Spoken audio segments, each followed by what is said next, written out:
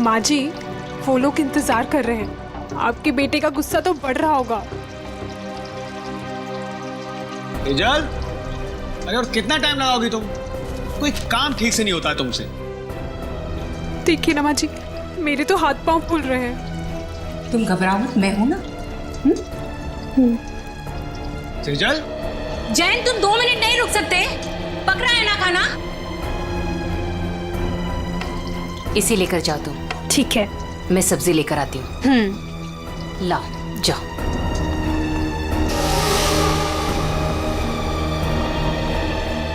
Thank God, आज खाना तो ठीक वक्त पर आ गया।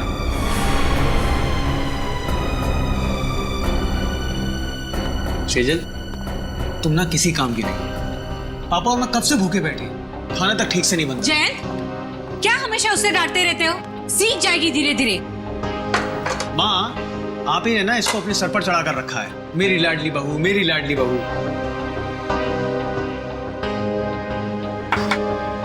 घबराओ मत, मैं हूं ना।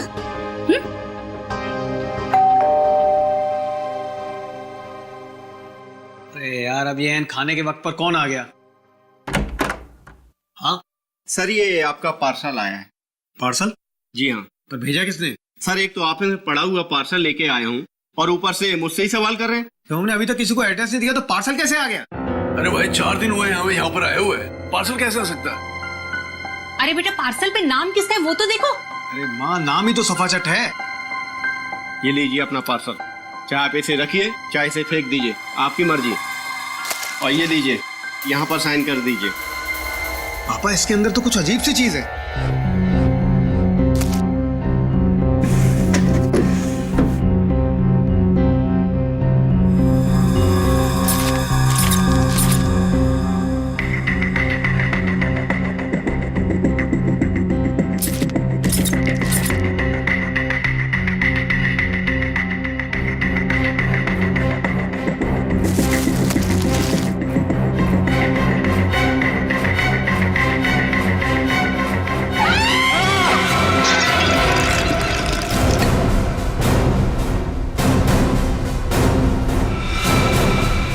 ये किसने भेजा है हमारे घर ऐसा?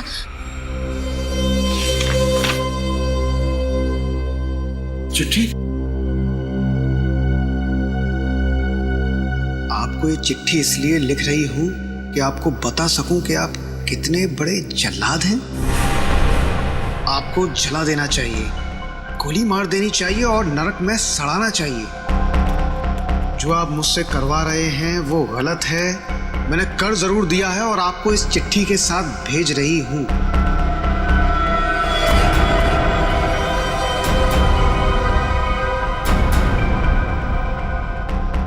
लेकिन अब बस, अब मैं आपके लिए ये घोर पाप नहीं करूंगी।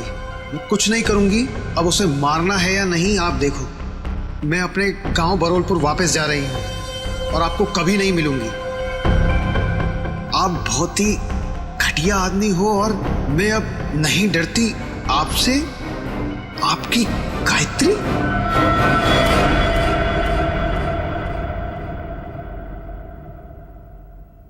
कौन है ये गायत्री? हाँ? देखो सेजल, मेरे ऊपर ये कोई गलत इल्जाम है। मैं नहीं जानता ये गायत्री कौन है। मेरे होते हुए कौन तुम्हारी गायत्री? और ये तोहफा दिया है तुम्हारी गायत्री ने तुम्हें? हाँ?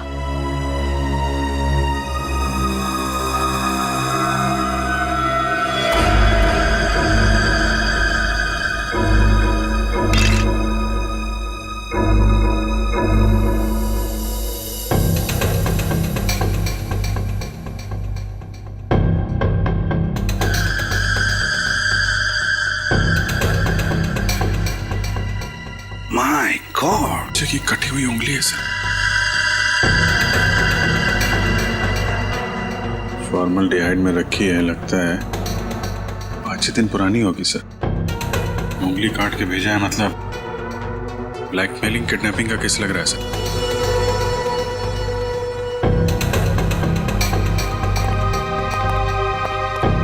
क्या आपके घर में, आपके परिवार में कोई छोटा बच्चा है? नहीं सर, हमारे यहाँ तो कोई बच्चा नहीं और ना ही ये पार्सल हमारा हो सकता है। लेकिन आया तो तुम्हारे घर पर ही ना। अगर इसी एड्रेस पर आया तो और किसी का कैसे हो सकता है? हाँ? चिट्ठी कहाँ है वो? सब जिसके लिए लिखी गई थी उसके पास ही होगी। अरे यार, क्यों मुझे मरवाने पर तुले हुई हो? सर, चिट्ठी।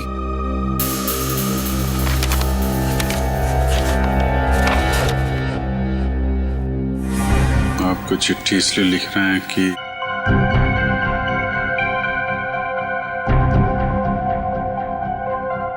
बहुत ठीक घटिया आदमी हो, और मैं नहीं डरती आपसे। आपकी गायत्री। सर, हमें नहीं पता ये चिट्ठी में ये लड़की क्या बात कर रही है, और हम गायत्री को नहीं जानते। सर, जिसे ये पार्सल मिलने वाला था उसका नाम तो लिखा था, मगर अब इसे पढ़ पाना बड़ा मुश्किल है। अच्छा, हाँ ठीक है, पता तो लगा ही लेंगे। लेकिन इस गायत्री ने एक छोटे बच्चे की उंगली काट कर यहां भेजी है आपके पास, और तुम लोग कह रहे हो कि तुम्हें कुछ पता नहीं ये गायत्री कौन है। तो क्या उसके सपने में आया ये आप लोगों का एड्रेस? मैं आपसे कह रही थी ना, ये घर मत खरीदो मत खरीदो, देखा भी क्या हुआ। तो क्या आप लोगों ने ये घर खरीदा है? कब खरीदा? सर, हम तो 4 दिन पहले ही यहाँ पर शिफ्ट हुए हैं। सर, कहीं ये पार्सल पहले वाले के लिए तो नहीं? कौन कौन रहता था यहाँ पे? मेरा नाम धनराज है। 30 लाख तो क्या, तुम्हारे इस निकम्मे बेकार पति को मैं 30 फूटी कौड़ियां भी दे दूं। अब पापा क्या क्या बोले जा रहे हो? आप सोच भी रहे हो? तुम इस घर के दामाद है, मेरे पति है। जैसे कि हीरा ढूंढ के लाई। एक तो मेरी मर्जी के बगैर शादी की, ऊपर से ये घर जवाई लाके बिठा दिया यहाँ पर। बस पापा, अब आप शांत हो जाइए, मत लगिए इनके मुंह। वैसे भी आपका ब्लड प्रेशर बढ़ा हुआ है।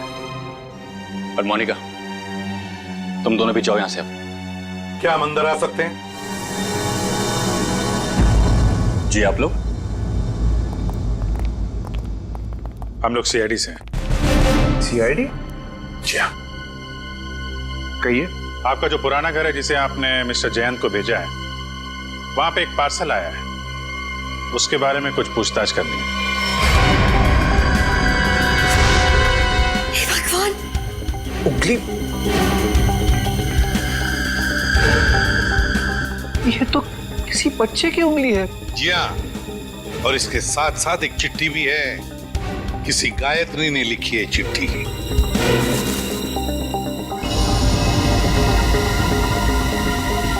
ये गायत्री? सर, हमारे तो पूरे खानदान में कोई दूर दूर तक गायत्री नहीं है। सर, हमारे परिवार में कोई बच्चा नहीं है जिसकी ये उंगली है। बिना जान पहचान के कोई यूं ही ऐसी चिट्ठी भेज देगा क्या? चल, कोई बात नहीं, हम पता लगा लेंगे कि गायत्री ने चिट्ठी लिखी किसको और ये बच्चा है कौन। यार, कब तक इसका पहरा देते रहेंगे? जब तक बॉस पैसा देता रहेगा तब तक।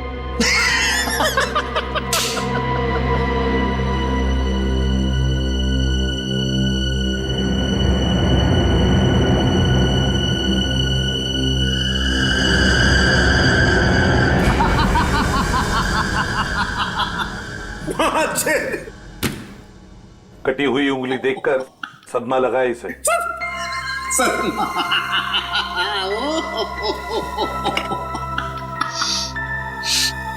नहीं सर, इसमें कोई लाफिंग गैस नहीं है। ये देख साउंड के, तुझे हमने सिर्फ इतना बताया कि गायत्री नाम की एक औरत ने एक बच्चे की उंगली काट दी, तो तुझे हंसी के फव्वारे फूट रहे हैं। यार, सिर्फ इतना ही कहा है ना कि ये उंगली शायद 5-6 दिन पहले काटी गई है, क्योंकि सही सलामत है, सड़ना शुरू नहीं हुई है। उंगली तो ठीक है, लेकिन ये फॉर्मेल्डिहाइड का क्या? फॉर्मेल्डिहाइड का क्या? हाँ, क्या? ये देखो, रिपोर्ट पढ़ो फॉर्मेल्डिहाइड की। क्या? फॉर्मेल्डिहाइड सॉल्यूशन 6 साल पुराना है? 6 साल? पंकज, क्या हुआ? लगता है फॉर्मल्डिहाइड पी गया इसे। सर, इसने अभी अभी कटी हुई उंगली का फॉर्मल्डिहाइड सूंघा है। सालूम के साहब ने सूंघा, सालूम के साहब गए। पंकज ने सूंघा, पंकज आया। अब तुम भी सूंघ लो। नहीं सर, मेरी वाइफ ने कहा है हंसना मना है। सालूम के साथ हमें इतना बेवकूफ मत समझिए। ये फॉर्मल्डिहाइड भले 6 साल पुराना हो, मगर इसकी कटी हुई उंगली थोड़ी 6 साल पुरानी होगी। और नहीं तो क्या और नहीं तो क्या, ऐसा नहीं हो सकता कि इस गायत्री के पास 5-6 साल पुराना फॉर्मल्डिहाइड हो जिसमें उसने ये उंगली रख दी। क्यों अब चुप क्यों हो गए? पर यार वो क्या जब का है? फॉर्मल्डिहाइड 6 साल पुराना तो उंगली भी 6 साल पुरानी हो गई। देखो बॉस, वो जो चिट्ठी गायत्री ने भेजी है ना, उस चिट्ठी पर जो स्याही है, मैं उस स्याही के अंदर घुसूंगा और पता चल जाएगा। आओ, ये लो, सालू के सबब चींटी बन के दिखाएंगे। कैसे? कुछ पी जाएंगे और क्या, चींटी बन जाएंगे? ओ, अगर चींटी नहीं बनेंगे तो इनके अंदर घुसेंगे कैसे, है ना? देखो चल, ये है क्रोमेटोग्राफ। लाइट वहां से निकलेगी और इस जाली पर पड़ेगी। ये खास किस्म की जाली। यहाँ पर लाइट का एक स्पेक्ट्रम बनेगा, लाइट हो जाएगी सतरंगी और इस फिल्टर पर पड़ेगी। ये खास किस्म का फिल्टर है जहाँ से सिर्फ एक खास किस्म की लाइट की रेज ही इस चिट्ठी पर पड़ेगी जो गायत्री ने लिखी, और वो लाइट इस चिट्ठी पर जो स्याही है, उस स्याही के अंदर घुस जाएगी। उस लाइट की वजह से इस स्याही के छोटे छोटे कण अचानक गर्म होना शुरू हो जाएंगे और उन कणों की उछल कूद यहाँ पर दिखाई देगी। और ये इस कंप्यूटर के साथ जुड़ा हुआ है। दरअसल एक कंप्यूटर हमें पढ़ के बताएगा कि ये स्याही कितनी पुरानी। साणुखी, तेरा फिजिक्स का लेक्चर पूरा हुआ? हाँ? हम कहानी शुरू करें? जरूर। ये देखो बॉस, ये लाइट उस जाली पर पड़ी और लाइट का स्पेक्ट्रम, और ये खास किस्म की लाइट घुसी इस चिट्ठी पर।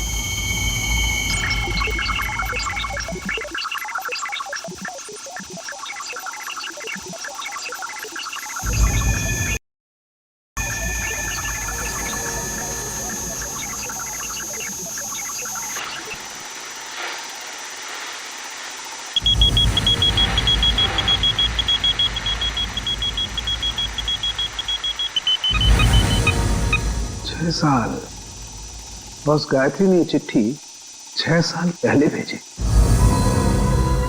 गायत्री ने चिट्ठी लिखी 6 साल पहले और चिट्ठी पहुंची अब 6 साल बाद। सर, 6 साल पहले कटी हुई उंगली आज मिली। सर, न जाने इन 6 सालों में इस बच्चे के साथ क्या क्या हुआ होगा। हाँ, 12-13 साल का तो हुआ होगा बच्चा। सर, इस गायत्री को हम ढूंढ निकालेंगे। गायत्री को भी और उस बच्चे को भी। बरूरपुर जाने का इंतजाम करो। हम घर तो दिखा दे रहे हैं आप लोगों को गायत्री का, लेकिन 9 साल हो गए जब वो इस बरूरपुर से गायब हुई है। गायत्री के माँ बाप किसी से उसके बारे में कोई बातचीत नहीं करते हैं। इतना तो बता सकते हैं कि अभी वो कहाँ है, किसके साथ है? मुश्किल है साहब, पति पत्नी दोनों पूरे गांव से कटे रहते हैं, किसी से कोई बातचीत नहीं। लेकिन ऐसा क्यों? पता नहीं, हम तो उनके दरवाजे पर जाएंगे नहीं, और हमको नहीं लगता है कि आप लोगों के लिए वो दरवाजा भी खोलेंगे। टेलीग्राम किसने भेजा टेलीग्राम? गायत्री ने भेजा टेलीग्राम। गायत्री ने? सरिता रुक, सुन।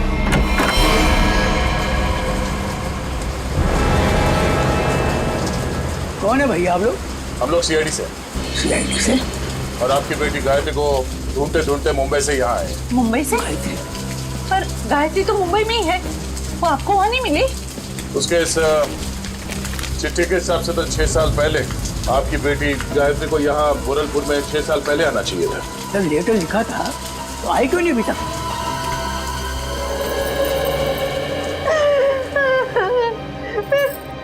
कहाँ गए मेरे बच्चे? कहाँ गए मेरे बच्चे? देखिए, आप लोगों को गायत्री के बारे में जो कुछ भी मालूम है हमें बताइए, हम उसे ढूंढ निकालेंगे। हो सकता है वो किसी परेशानी में हो। हाँ? वो मुंबई में कहाँ रहती थी? पता नहीं साहब, मेरी गायत्री 18 साल की थी तो भागे मुंबई चली गई। वो हम लोगों ने उसको उम्मीद ही छोड़ दी। अचानक एक दिन उसने फोन किया कि उसने वहां किसी के साथ शादी कर ली। पूरे गांव के सामने हमारी इज्जत को मिट्टी में मिला दिया। ये बात है कब की? करीब 7 साल पहले की। उसके बाद आप लोगों का उनसे कोई संपर्क नहीं हुआ?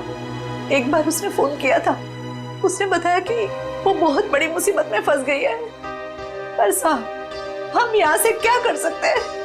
कैसी मुश्किल? पता नहीं साहब, वो खुद फोन करके ये बोलती थी, पापा मैंने आगे की परेशानी मोल ले ली है। जिसके लिए उसने ये चिट्ठी लिखी थी उसी ने मुसीबत में डाल रखा होगा उसे। किस नंबर से फोन करती थी वो आप लोगों को? किसी दुकान से फोन आता था साहब, फिर अचानक फोन आना ही बंद हो गया मेरी बेटी का। तो आप लोगों ने पता करने की कोशिश नहीं की कि उसने फोन करना बंद क्यों किया? साहब, हमने कई बार वहाँ फोन किया और एक दिन दुकानदार ने बताया कि वो मैडम अब यहाँ पे नहीं आती, शायद वो मोहल्ला छोड़कर चली गई। तो आपने उसे ढूंढने की कोशिश नहीं की? नहीं मैडम। अच्छा, गायत्री के पति के बारे में कुछ पता है आपको? कोई पता नहीं साहब पति के बारे में। अच्छा, गायत्री का एक बेटा भी था ना? नहीं था, उसका कोई बच्चा नहीं था, वरना क्या वो अपनी माँ को नहीं बताती? ठीक है, आप हमें उस दुकान का नंबर दीजिए और गायत्री का फोटो भी, हम पता कर लेंगे। ये क्या है, तेरे को बच्चे को तैयार करने में इतना समय लगता है? अरे आ रहा हूँ भाई, नए कपड़े पहना रहा हूँ। ठीक है, जल्दी आ। पता नहीं यार ये बॉस को भी क्या हो जाता है, हर महीने में एक नया कपड़ा पहनाकर उसका फोटो खींच के भेजने को कहते हैं। कमाल है। चल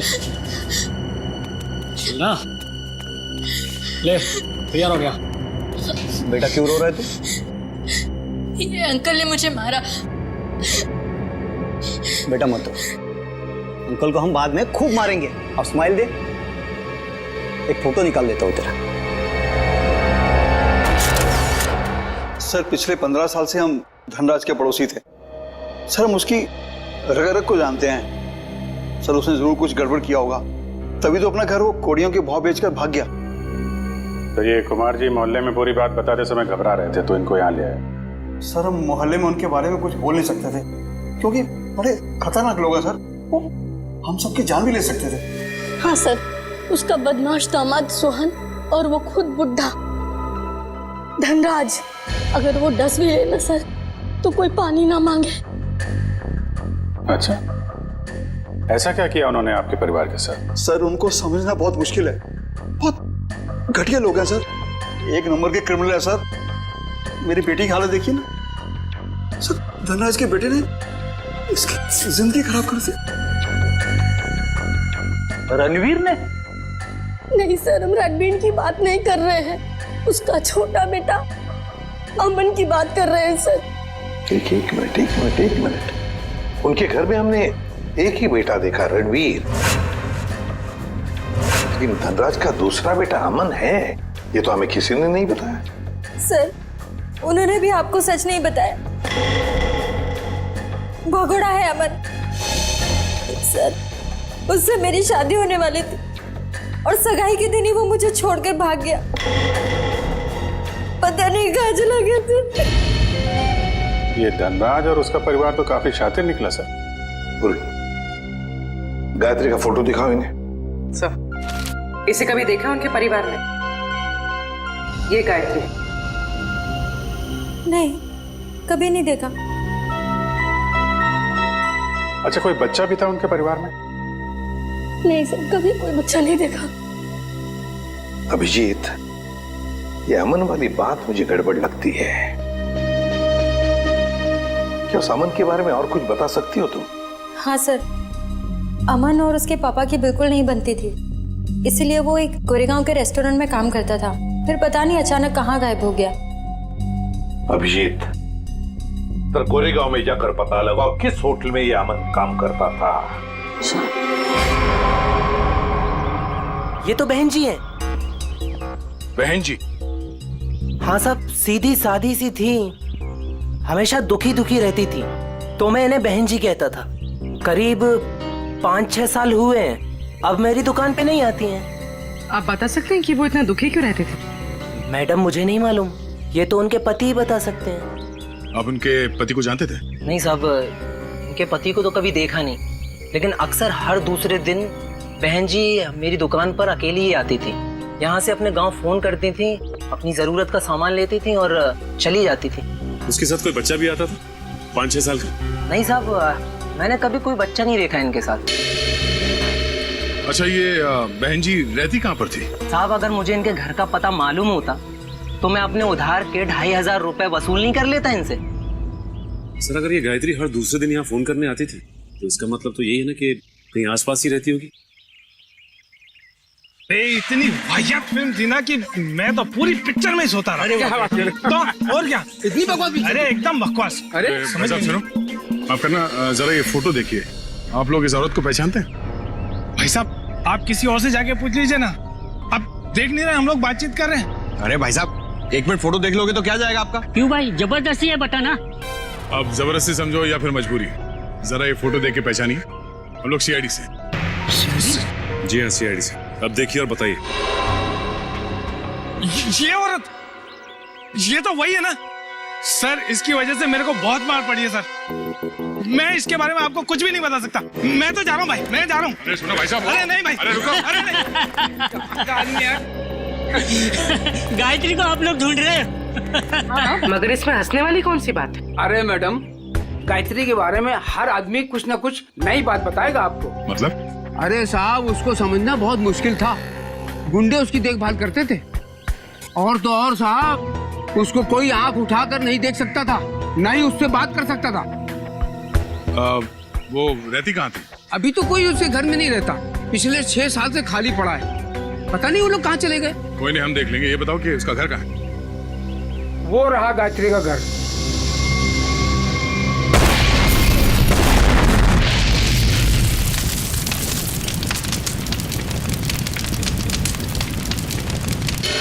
ये तो अमन साहब हैं सर।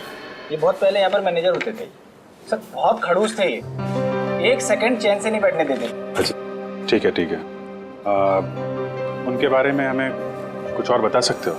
हाँ साहब, सुना है कि इनके पिताजी के साथ इनकी बिल्कुल नहीं बनती थी, इसीलिए वो इतने बड़े बाप की औलाद होने के बाद भी यहाँ काम करते, और फिर किसी रईस लड़की से उन्होंने शादी कर ली और फिर शायद वो बेंगलोर चले गए। और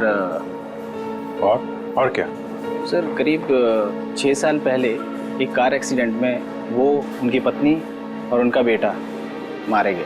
तीनों मार गए? सर सुना तो ऐसा ही था। उनकी पत्नी का नाम गायत्री था क्या? नहीं सर, गायत्री तो नहीं था, नाम तो कुछ और था सर। पहले याद था पर अब याद नहीं आ रहा। मैं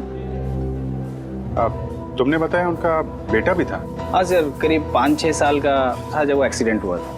थैंक यू वेरी मच। वो उंगली 5-6 साल पहले की कटी हुई है, किसी 5-6 साल के बच्चे की है, और अमन के बेटे का एक्सीडेंट भी 5-6 साल पहले हुआ था, और वो चिट्ठी भी 5-6 साल पहले लिखी है। तो ये बच्चा तो पोता निकला धनराज का। कहीं ऐसा तो नहीं कि ये बच्चा भी जिंदा हो? मुझे भी ऐसे ही लग रहा है। जरा बैंगलोर फोन करो और पुलिस स्टेशन से एक्सीडेंट के सारे रिकॉर्ड मंगवा लो। इस गायत्री का कुछ ना कुछ लेना देना है धनराज परिवार से। पर ये धनराज सारी बातें हमसे छिपा क्यों रहा है?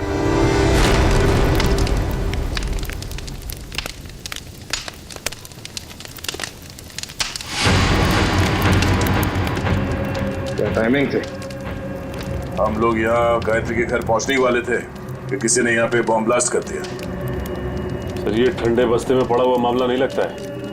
लगता है बच्चा अभी भी जिंदा है और ये मुजरिम हम पे नजर रखे हुए था, इसीलिए उसे पता लग गया कि हम गायत्री के बारे में पूछताछ कर रहे हैं। हाँ, मगर ऐसी क्या चीज थी यहाँ जो मुजरिम चाहता था कि हमारे हाथ न लगे?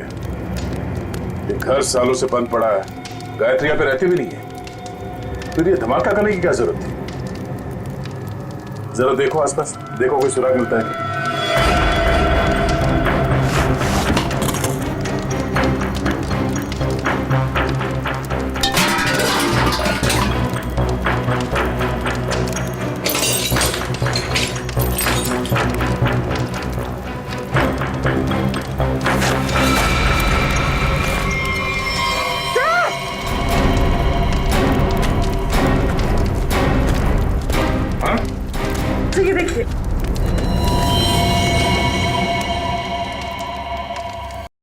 किसी की हड्डियां हैं, सीमेंट और ईंट के टुकड़े पे चिपकी हुई है।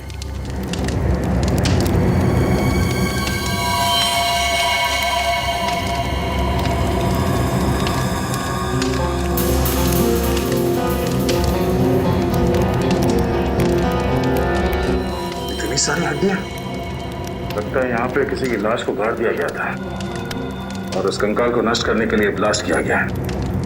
तो मतलब मुझे नहीं चाह रहा था कि कंकाल हमारे हाथ लगे। ये जितनी भी हड्डियां सब उठा लो और लाश की खोपड़ी भी ढूंढो, यहीं कहीं होनी चाहिए आसपास।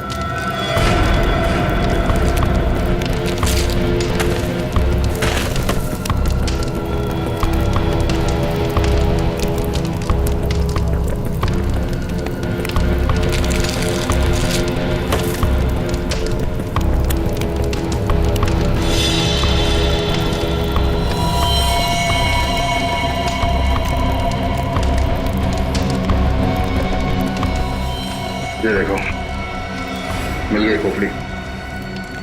मतलब सर किसी की लाश को यहाँ पे गाड़ा गया था?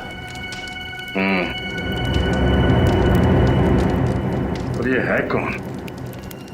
इसके साथ ऐसा क्या हुआ था कि इसके गाड़ने के बाद भी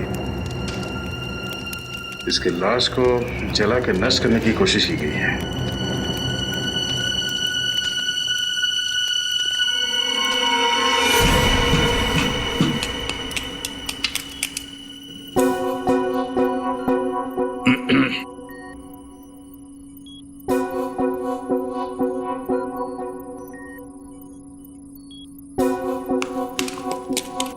सालुंखे, तू एक एक हड्डी निकालते रहे ना, हम यहाँ खड़े खड़े भजन करते हैं। हाँ? बॉस आप वक्त से पहले आकर के खड़े हो गए मेरे सर पे। ये हड्डियां किसकी है बता? ये हड्डियां एक लड़की की हैं। सर गायत्री के घर में लड़की की हड्डियां? कहीं कहीं हड्डियां गायत्री की तो नहीं? पता नहीं गायत्री की हैं या नहीं है, ये तो तभी पता चलेगा जब हम इस खोपड़ी पर चेहरा बना लेंगे।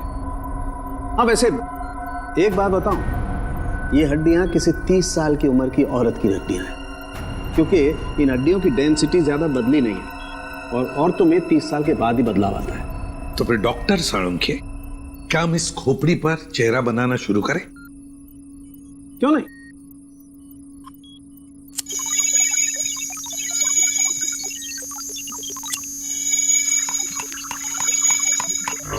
वैसे एक बात बताओ, जिस किसी ने भी गायत्री के घर में ब्लास्ट किया है उससे बड़ा गधा संसार में कोई और होगा नहीं।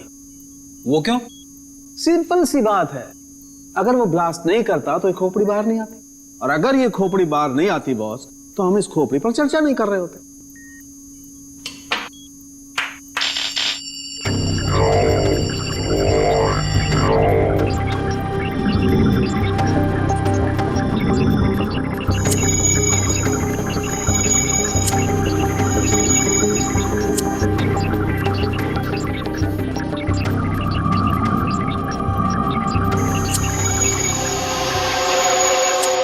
जैसे इसको थोड़ा वक्त, कंप्यूटर को हर काम सोच समझ के करना पड़ता है, कहीं चेहरा गलत ना बन जाए।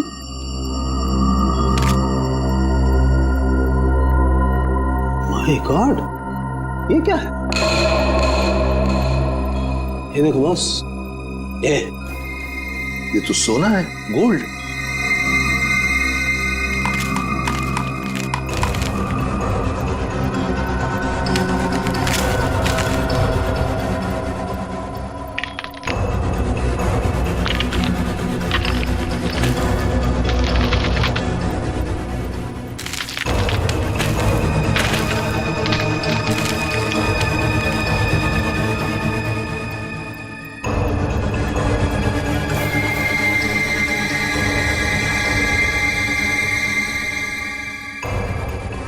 ये देखो बॉस,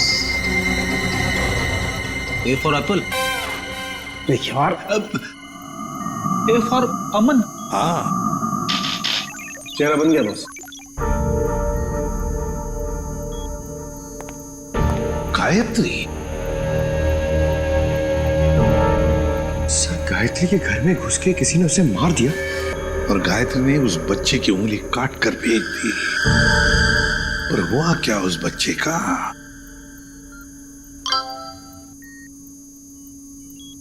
सर, हाँ? बैंगलोर पुलिस ने एक मेल भेजा है। लिखा है कि 6 साल पहले अमन अपनी वाइफ के साथ कहीं जा रहा था।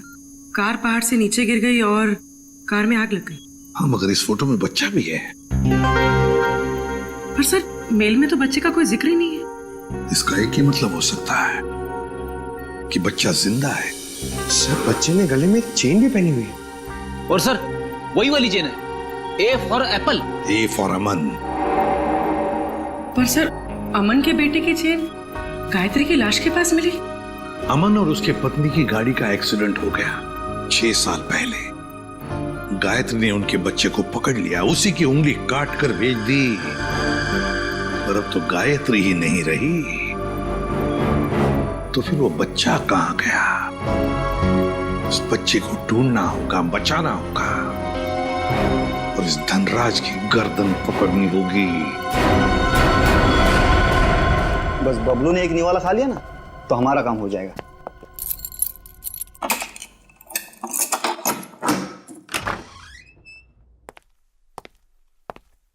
बबलू बेटा, ले बेटा खाना खा ले। ये मेरे लिए? हाँ मुन्ना, तेरे लिए ही है, ले खा ले।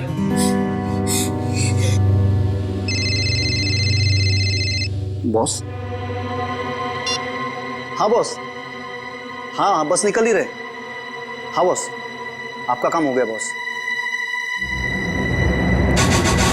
चल निकल। चल। धनराज जी, क्या कह रहे थे आप लोग कि आपको उंगली के बारे में कुछ पता नहीं? गायत्री कौन है किसी को कुछ नहीं मालूम। आपके पूरे परिवार में कोई बच्चा है ही नहीं, तो फिर क्या ये झूठ पे झूठ बोलते रहे आप। आपको मालूम था वो उंगली किस बच्चे की है। आप जानते थे गायत्री ने एड्रेस लिखने में कोई गलती नहीं की। आपने ये बताना जरूरी नहीं था अमन, जिसका एक 5-6 साल का बच्चा है? क्यों? सर, जब मैंने उंगली देखी थी तो मुझे लगा था कि वो शायद पोते की हो सकती है। सर बचा लीजिए उसे, सर बचा लीजिए, प्लीज बचा लीजिए उसे। वो किसी की कैद में है पिछले 6 साल से। उसने कहा है कि जब तक मैं उसे पैसे देते रहूं तब तक वो उसे जिंदा रखेगा।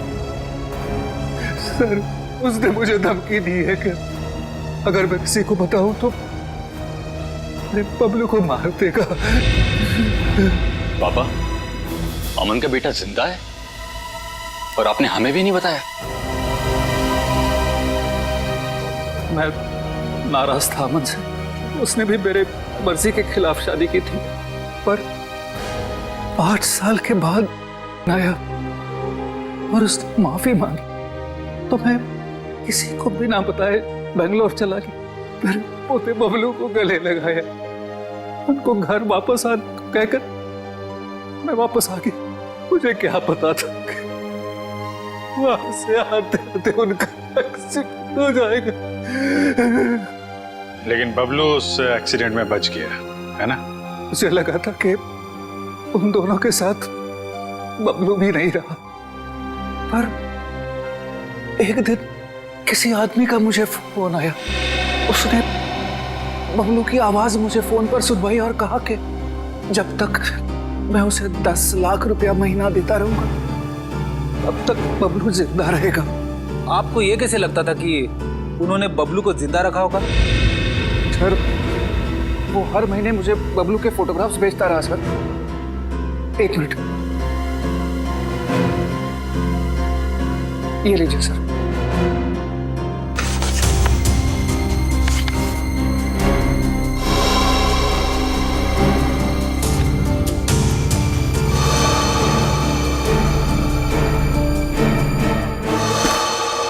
आपने उस किडनैपर का फोन नंबर तो नोट किया होगा ना?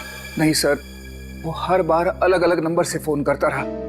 अब तक एक भी बार नंबर रिपीट नहीं हुआ सर। धनराज जी, ये किडनैपर तुम्हारे साथ पैसे का खेल खेलता रहेगा, झूठी उम्मीद दिलाता ही रहेगा। लेकिन अब ज्यादा दिन उसका ये खेल हम नहीं चलने देंगे। नहीं चलेगा उसका ये खेल।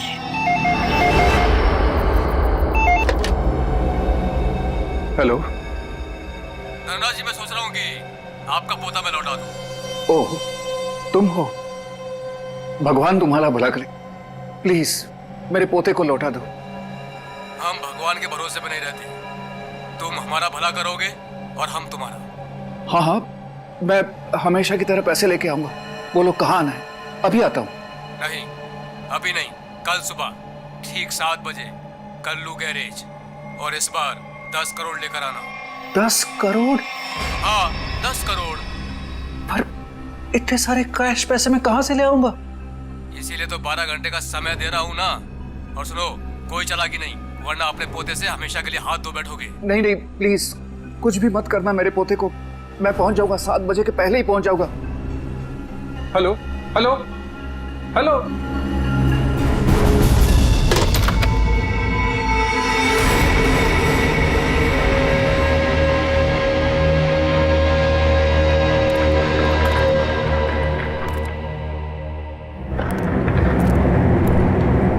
कल्लू गैरेज ही तो बोला था। यहाँ तो कोई नहीं है। हेलो हेलो, कोई है? पापा, पापा। रणवीर, रणवीर तुम यहाँ क्यों आए? पापा, मैं आपको किडनैपर से अकेले मिलने कैसे आने देता? रणवीर, तुम्हें पता है उसने कहा था कि मैं अकेला ही यहाँ। अगर उसने तुम्हें देख लिया तो वो बबलू को कुछ भी कर सकता है। रणवीर जाओ, भागो, तुम भागो।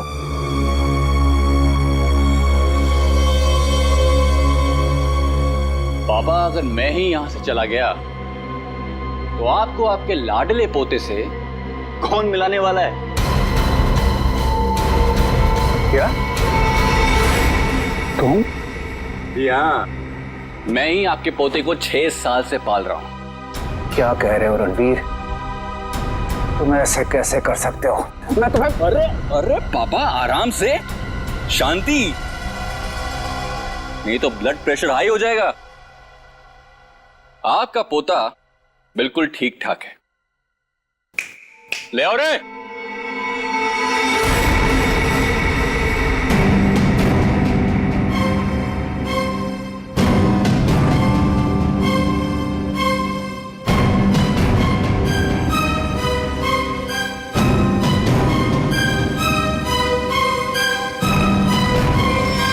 बबलू, दादाजी, दादाजी।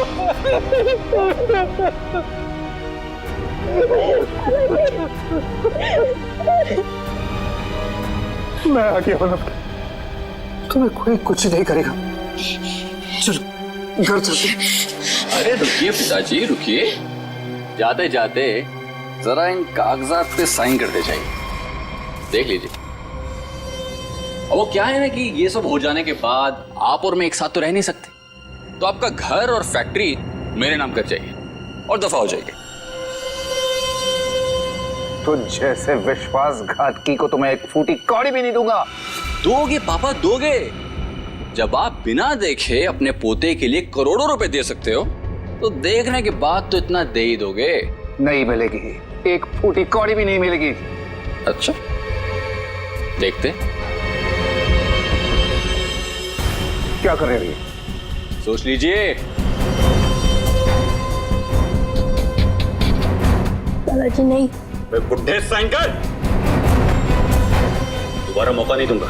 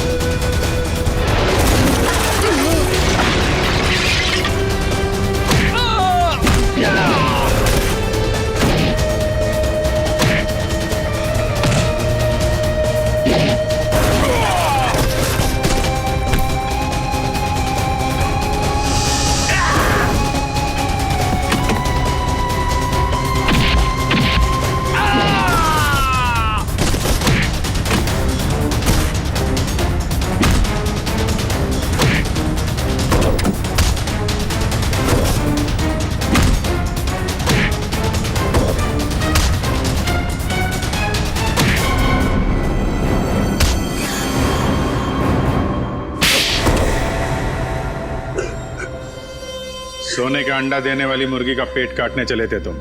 सारे अंडे एक साथ चाहिए थे, हैं? धनराज जी को फोन करके यहाँ बुलाना तुम्हारी सबसे बड़ी गलती थी। गायत्री ने वो चिट्ठी इसी जल्लाद के लिए लिखी थी। इसने शादी की थी उससे। अब बता, क्यों किया तूने ये सब? कोई औलाद नहीं थी इनकी, तभी इन्होंने मुझे गोद लिया था। लेकिन फिर अमन के हो जाने के बाद मैं इन पर बोझ बन के रह गया था। रणवीर, मैंने तुम्हें कभी अमन से कम नहीं समझा बेटे। झूठ बोल रहे हो तुम। अमन ने इनकी मर्जी के बगैर शादी की थी और वो घर छोड़ के चला गया। तो मुझे लगा शायद अब मुझे मेरा हक मिल जाएगा, लेकिन नहीं, सुलह करके आ गया उसके साथ। इसलिए तुमने अमन को एक्सीडेंट में मरवा दिया? हाँ, लेकिन उस एक्सीडेंट में अमन का बेटा अंकित बच गया था। लेकिन मैंने सोचा कोई बात नहीं, इसी बच्चे के जरिए मैं इस पैसे के पुजारी से पैसा निकलवाता रहूंगा और एक दिन इनको कंगाल बना दूंगा। गायत्री तो तुम्हारी पत्नी थी, उसको क्यों मारा? सर, मुझे लगा वो अंकित को मेरे हिसाब से संभाल लेगी, लेकिन नहीं, उसे उस पर दया आने लगी। मेरे इतने दबाव देने के बाद ही उसने इसकी एक उंगली काटी थी और उसके बाद वो मुझे धमकाने लगी। कहती है कि अंकित को जल्दी से घर छोड़ दो वरना मेरा भांडा फोड़ देगी, मेरा, अपने पति का। इसलिए तुमने उसे भी मार के वहां घर में गाड़ दिया? हाँ, क्योंकि मैं नहीं चाहता कि मेरी तरफ आराम से आने वाले पैसों के बीच में कोई भी रुकावट बन जाए। रुकावट तो आनी ही थी रणवीर। जुर्म के रास्ते में रुकावट डालने और मुजरिम को उसके अंजाम तक पहुंचाने के लिए सीआईडी बनी है। 3 खून करने और बच्चे की किडनैपिंग के जुर्म में जेल की सलाखों के पीछे सड़ना होगा जब तक फांसी का ऑर्डर नहीं आता। For more updates, subscribe to our channel, click the show links and enjoy watching the videos.